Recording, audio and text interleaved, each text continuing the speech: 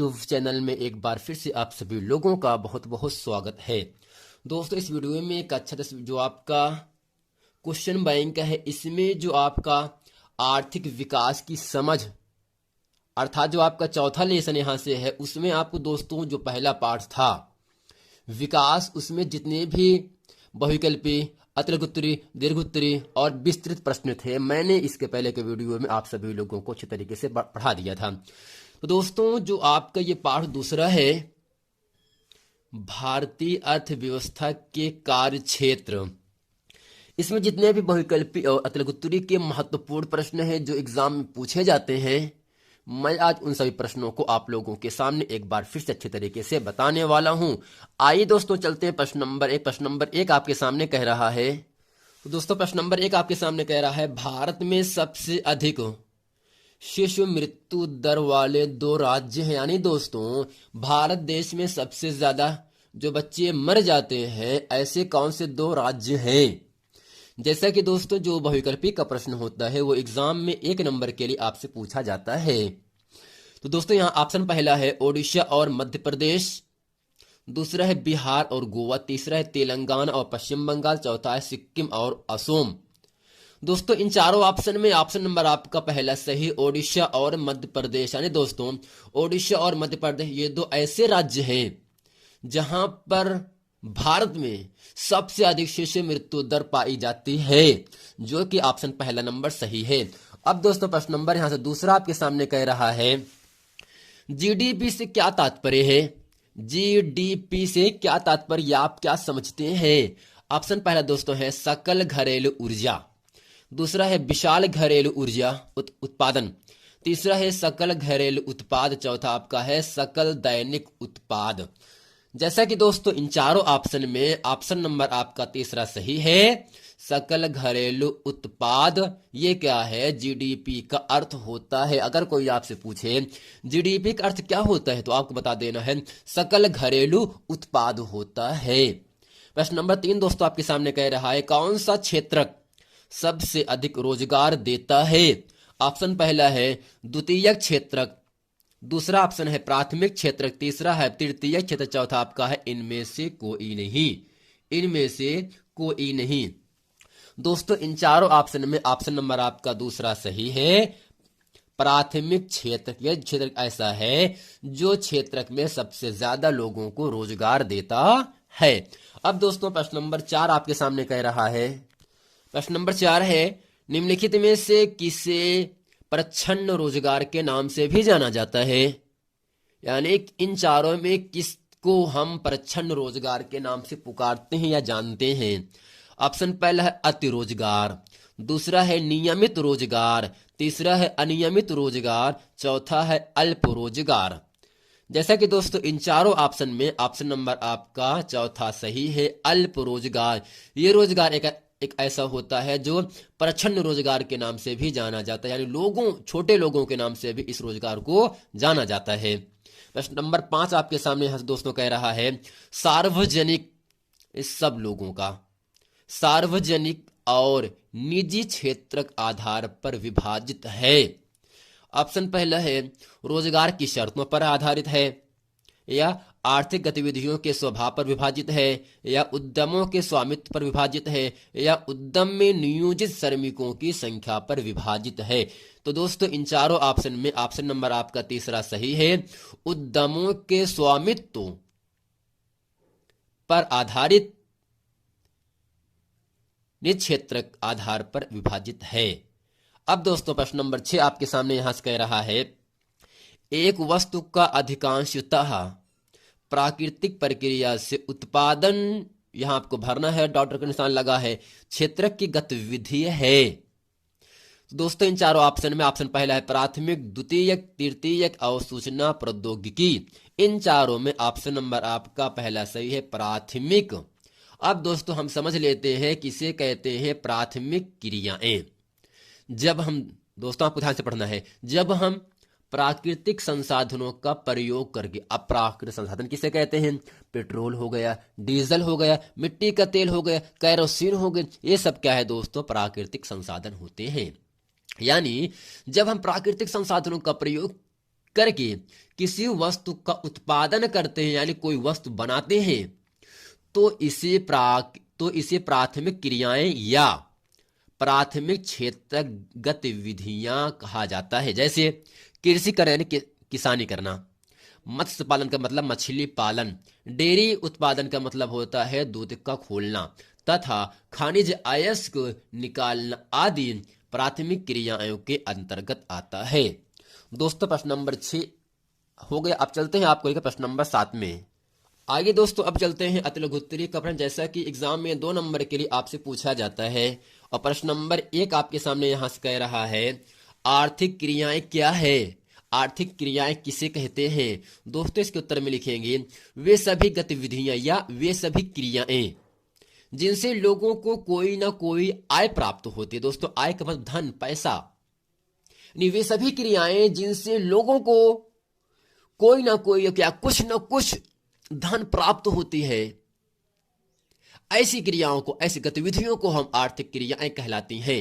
जैसे एक नर्स का हॉस्पिटल में काम करना, जब कोई नर्स हॉस्पिटल में काम करते हैं तो उसको काम करने के बजाय आय प्राप्त होती है, धन प्राप्त होती है, पैसा मिलता है। ये जो क्रियाएं होती हैं वो आर्थिक क्रियाएं कहलाती हैं। अब दोस्तों बैंकों में काम करना भी एक आपकी आर्थिक क्रियाओं के अंतर्गत आता है। जब आप बैंक में काम करोगे तो आपको बैंक के माध्यम से आपको आय मिलता है, धन मिलता है, पैसा मिलता है।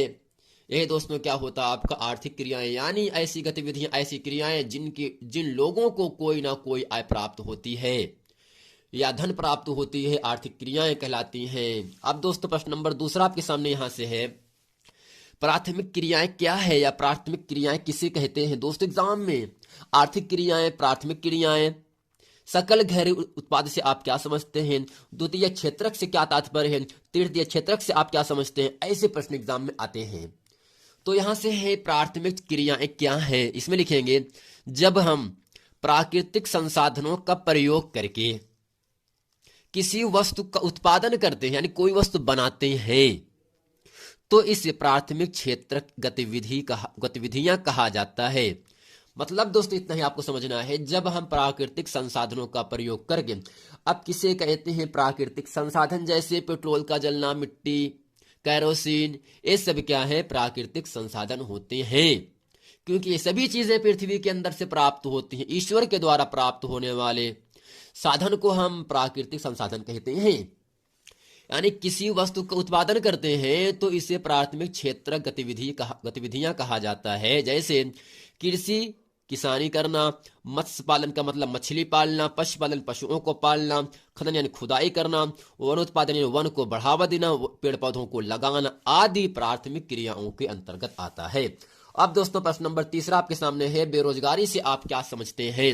इसमें लिखेंगे वह स्थिति, वह हालत, वह दशा जिसमें कोई व्यक्ति काम करना चाहता है, वह दशा जिसमें कोई व्यक्ति हो वो काम करना चाहता हो तथा उसमें काम करने की क्षमता भी है, यानी वह काम करना चाहता है और काम करने की ताकत भी उसके अंदर है, किंतु फिर भी उसे काम नहीं मिलता है तो उससे बेरोजगारी कहते हैं।